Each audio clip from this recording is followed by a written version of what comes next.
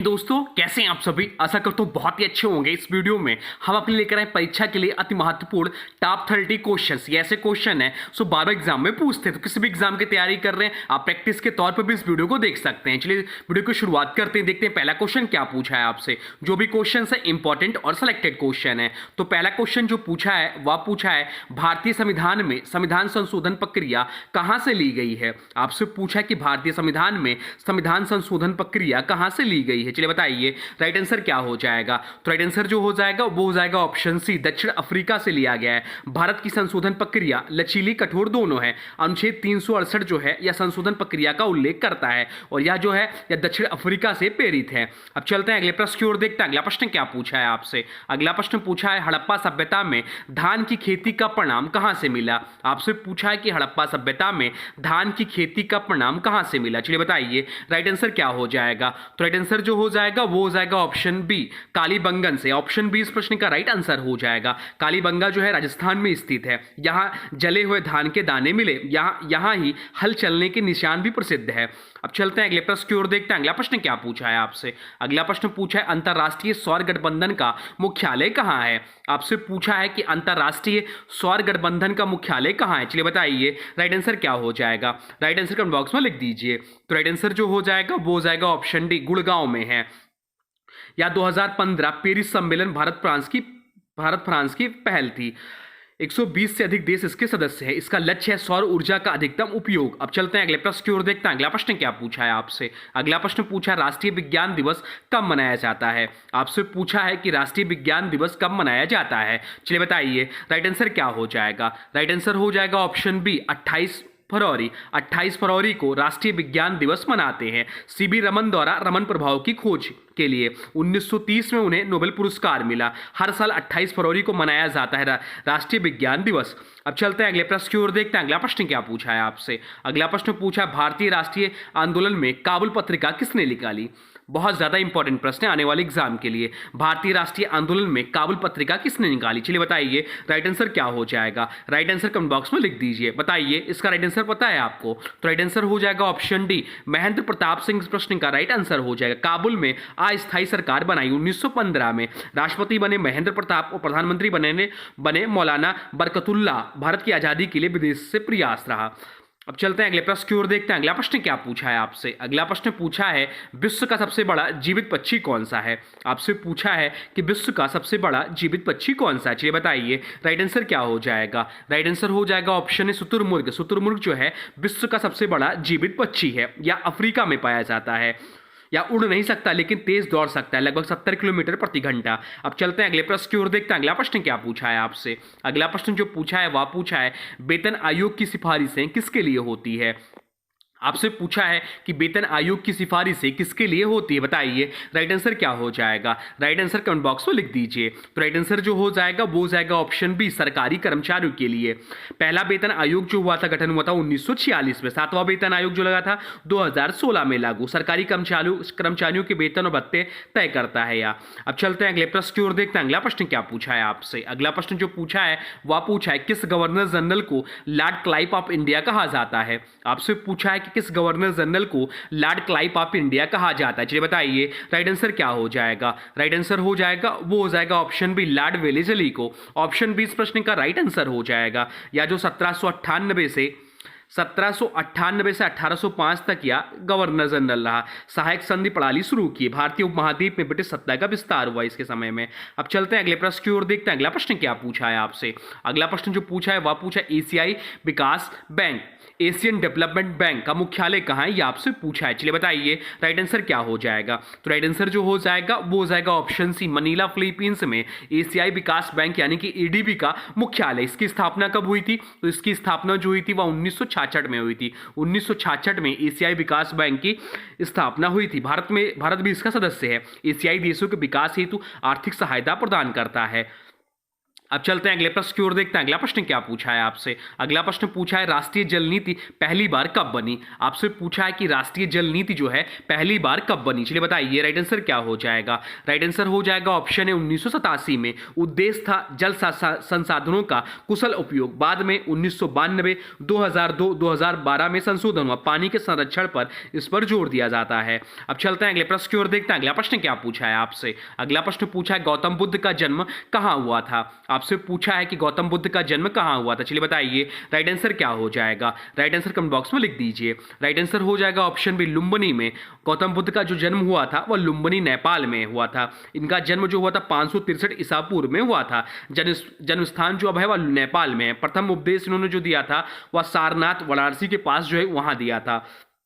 अब चलते हैं अगले प्रश्न की ओर, देखते हैं अगला प्रश्न क्या पूछा है आपसे। अगला प्रश्न पूछा भारत का पहला समाचार पत्र कौन सा था। आपसे पूछा है कि भारत का पहला समाचार पत्र कौन सा था। चलिए बताइए राइट आंसर क्या हो जाएगा। राइट आंसर हो जाएगा option C Bengal Gazette. Bengal Gazette इस प्रश्न का राइट आंसर हो जाएगा। यह भारत का पहला समाचार पत्र था। जेम्स अंगस्टन हिक्की द्वारा प्रकाशित हुआ था। इसे हिक्की गजट भी कहा जाता है। ब्रिटिश शासन के खिलाफ लिखने के कारण बंद हुआ। अब चलते हैं अगले प्रश्न की ओर, देखते हैं अगला प्रश्न क्या पूछा है आपसे। अगला प्रश्न पूछा है केंद्रीय सतर्कता आयोग यानी कि सीबीसी की स्थापना कब हुई थी। चलिए बताइए राइट आंसर क्या हो जाएगा। तो राइट आंसर जो हो जाएगा वो हो जाएगा ऑप्शन बी 1964 में। संथानम समिति की सिफारिश पर केंद्रीय सतर्कता आयोग की सिफारिश हुई थी। यह भी ध्यान रखिएगा। उद्देश्य था इसके पीछे भ्रष्टाचार पर नियंत्रण करना। 2003 में इसे संवैधानिक दर्जा मिला।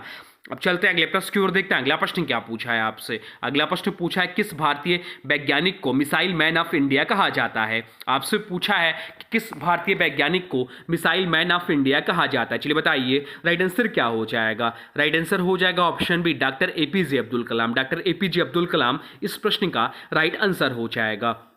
डॉक्टर एपीजे अब्दुल कलाम को मिसाइल मैन ऑफ इंडिया कहा जाता है। ये रक्षा अनुसंधान और विशाल मिसाइल तकनीक में इनका विशेष योगदान रहा। अग्नि और पृथ्वी मिसाइल परियोजनाएं इन्होंने स्थापित की। बाद में भारत के 11वें राष्ट्रपति बने डॉक्टर एपीजे अब्दुल कलाम। अब चलते हैं अगले प्रश्न की ओर, देखते हैं अगला प्रश्न क्या पूछा है आपसे। अगला प्रश्न पूछा किस नदी को बिहार का शोक कहा जाता है। आपसे पूछा है किस नदी को बिहार का शोक कहा जाता है। चलिए बताइए राइट आंसर क्या हो जाएगा। राइट आंसर हो जाएगा ऑप्शन सी कोसी नदी। कोसी नदी को बिहार का शोक कहा जाता है। नेपाल से निकलकर बिहार में प्रवेश करती है। बार बार मार्ग बदलने से विनाशकारी बाढ़ से कहते हैं। इसे सारो ऑफ बिहार कहते हैं। अब चलते हैं अगले प्रश्न की ओर, देखते हैं अगला प्रश्न क्या पूछा है आपसे। अगला प्रश्न पूछा है अंतरराष्ट्रीय न्यायालय की आधिकारिक भाषा कौन सी है। आपसे पूछा है कि अंतरराष्ट्रीय न्यायालय के आधिकारिक भाषा कौन सी। चलिए बताइए राइट आंसर क्या हो जाएगा। राइट आंसर जो हो जाएगा वो हो जाएगा ऑप्शन है अंग्रेजी और फ्रेंच जो है आधिकारिक भाषा है। इसका मुख्यालय जो अंतरराष्ट्रीय न्यायालय का वो दाहेग में। कहां पर है। दाहेग नीदरलैंड में इसका मुख्यालय है।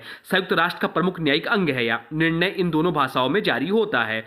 अब चलते हैं अगले प्रश्न की ओर, देखते हैं अगला प्रश्न क्या पूछा है आपसे। अगला प्रश्न पूछा है भारत का सबसे पुराना तेल रिफाइनरी कौन सा है। आपसे पूछा है कि भारत का सबसे पुराना तेल रिफाइनरी कौन सा है। चलिए बताइए राइट आंसर क्या हो जाएगा। राइट आंसर कमेंट बॉक्स में लिख दीजिए। तो राइट आंसर जो हो जाएगा वो हो जाएगा ऑप्शन बी डिगबोई।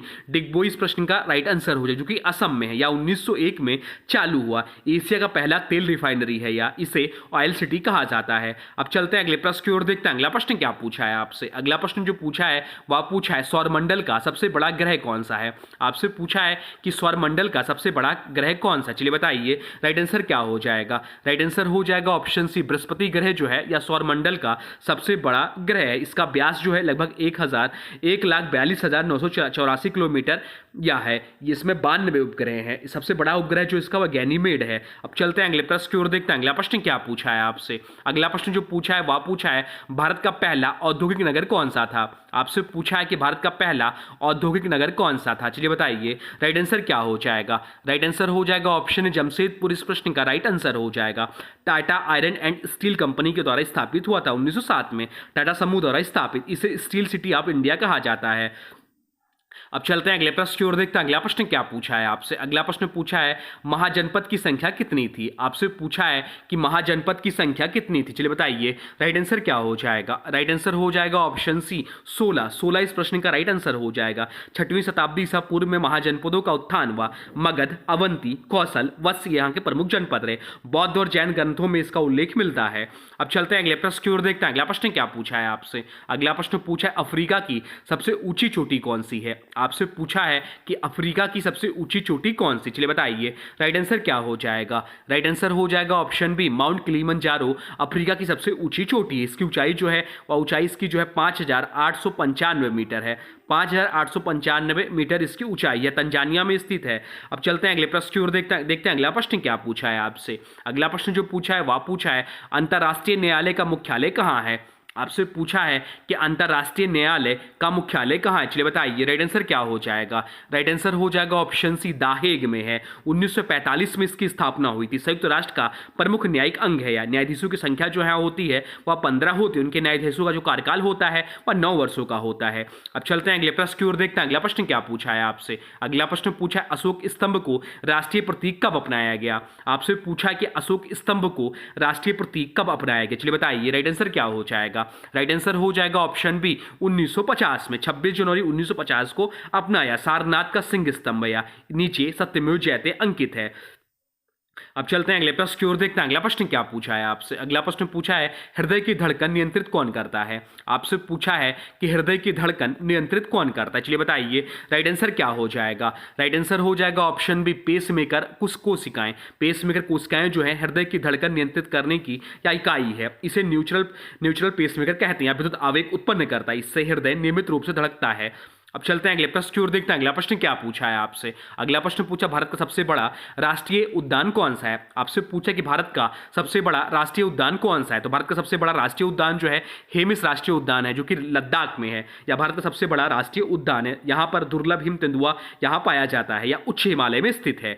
अब चलते हैं अगले प्रश्न की ओर, देखते हैं अगला प्रश्न क्या पूछा है आपसे। अगला प्रश्न पूछा है लोकसभा में पहली महिला अध्यक्ष कौन थी। आपसे पूछा है कि लोकसभा में पहली महिला अध्यक्ष कौन थी, चलिए बताइए राइट आंसर क्या हो जाएगा। राइट आंसर जो हो जाएगा वो हो जाएगा ऑप्शन है मीरा कुमार। मीरा कुमार लोकसभा की पहली महिला अध्यक्ष रही है। 2009 से 2014 तक पहली लोकसभा में अध्यक्ष रही हैं। स्वतंत्र भारत की पहली महिला स्पीकर रही हैं। या मीरा कुमार बाबू जगजीवन राम की पुत्री हैं। वर्तमान समय में लोकसभा अध्यक्ष जो है ये आप लोग कमेंट बॉक्स में बता दीजिए। तो वर्तमान समय में लोकसभा अध्यक्ष जो हैं ओम बिरला साहब हैं। अब चलते हैं अगले प्रश्न की ओर, देखते हैं अगला प्रश्न क्या पूछा है आपसे। अगला प्रश्न पूछा है ओलंपिक खेलों का ध्वज किसने डिजाइन किया। आपसे पूछा है कि ओलंपिक खेलों का ध्वज किसने डिजाइन किया, चलिए बताइए राइट आंसर क्या हो जाएगा। राइट आंसर हो जाएगा ऑप्शन ए, पियरे डी कुर्बाटिन इस प्रश्न का राइट आंसर हो जाएगा। 1913 में डिजाइन किया। 5 रिंग्स होते हैं इसमें, मानो कि 5 महाद्वीपों के प्रतीक हैं। पहली बार 1920 के एंटवर्प ओलंपिक में फहराया गया। अब चलते हैं अगले प्रश्न की ओर, देखते हैं अगला प्रश्न क्या पूछा है आपसे। अगला प्रश्न पूछा है विश्व की पहली महिला अंतरिक्ष यात्री कौन थी। आपसे पूछा है कि विश्व की पहली महिला अंतरिक्ष यात्री कौन थी। तो विश्व की पहली महिला अंतरिक्ष यात्री जो थी वह वैलेंटीना टेरेस्कोवा थी। ऑप्शन इस प्रश्न का राइट आंसर हो जाएगा। ये 1963 में या अंतरिक्ष में गई थी रूस की सहायता से, बोस्तोक 6 अंतरिक्ष यान की यात्रा से। सैली राइड जो ऑप्शन में दिया ये अमेरिका की पहली महिला अंतरिक्ष यात्री। तो कल्पना चावला भारतवंशी पहली महिला अंतरिक्ष यात्री थी। अब चलते हैं अगले प्रश्न की ओर, देखते हैं अगला प्रश्न क्या पूछा है आपसे। अगला प्रश्न पूछा है नर्मदा नदी पर बना सरदार सरोवर बांध किस राज्य में है। आपसे पूछा है कि नर्मदा नदी पर बना सरदार सरोवर बांध किस राज्य में, चलिए बताइए राइट आंसर क्या हो जाएगा। राइट आंसर हो जाएगा ऑप्शन ए, गुजरात में है। ऑप्शन ए इस प्रश्न का राइट आंसर हो जाएगा। नर्मदा नदी पर बना है, इसकी ऊंचाई 163 मीटर है।